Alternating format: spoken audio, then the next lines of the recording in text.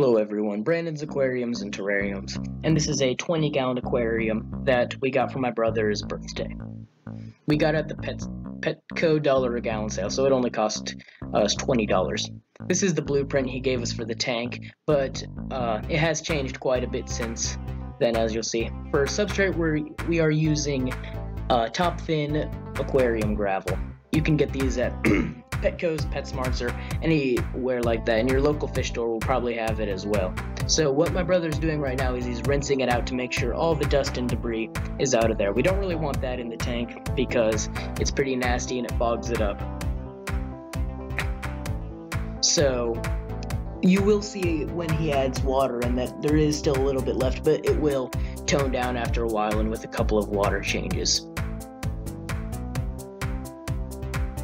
Next thing that he's doing is he's putting his hand to make sure only water gets through, not the sand, because we need the sand for the tank, but the water really, that has all the dust and stuff, so it'll just pull it out and we'll just have the sand left. So now he's getting a cup and adding it all into the tank. It's very rough, but he's going to flatten it out later. We probably added a bit too much into it, but we do like having the extra substrate for extra surface area for the bacteria that live in the tank. So that's why I usually recommend adding a little bit more than usual, because there's no such thing as too much surface area for the denitrifying bacteria. So now we're adding the water in. As you can see, it is fogging it up quite a bit. Now for the heater. This, I forget the wattage, but you can get these at PetSmart or Petco's, but they're very important for keeping warm water fish, like the ones that we're doing in this tank. I also recommend to make sure it's completely submerged, because if not, it'll act up and could even start a fire if you aren't careful. This lid we got at Petco. You can pretty much get them anywhere. These air valves will help to make sure that there's not too many bubbles going into the tank from the air pump. This makes sure that there's plenty of oxygen in the water and that the water also doesn't go stagnant. So my dad is putting the airline hose into it, and he has the little air valve at the end so we can control how many bubbles we want. Next we're adding it we're going to stick the little end into the house. Just like this, and my brother wanted a house. I've had this for around 3 or 4 years, I believe, and it's that little wheel will be pushed around by all the bubbles.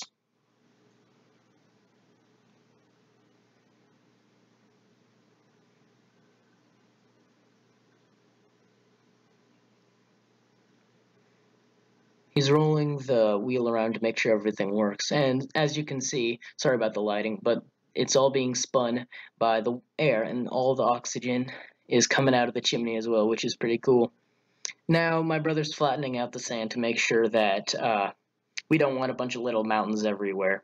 Sorry about the lighting. My brother's window is facing the sun at the moment, so it is a little bit tough to film, but you get the idea. This piece of wood we got in the backyard, it did take like 2 months to sink, but it didn't hurt anything, and now that it's sunken, it looks really cool. This is light from Higer, and I might actually do a review on this light soon, so let me know if you want that.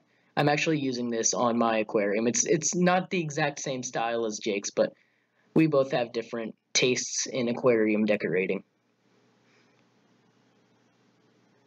Next, we're going to use Quick Start and Stress Coat. Quick Start will add the bacteria so we can add fish in immediately. Stress Coat will dechlorinate all the water and add some stuff that the fish need.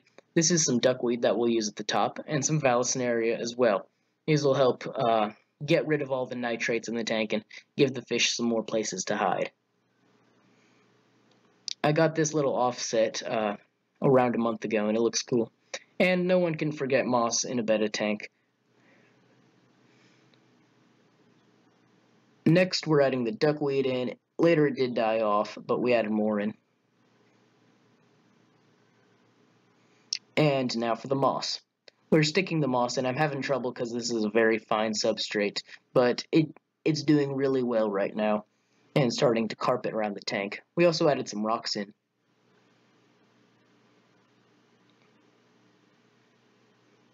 and some pondweed because the fish will enjoy swimming around, and it'll give them some places to hide.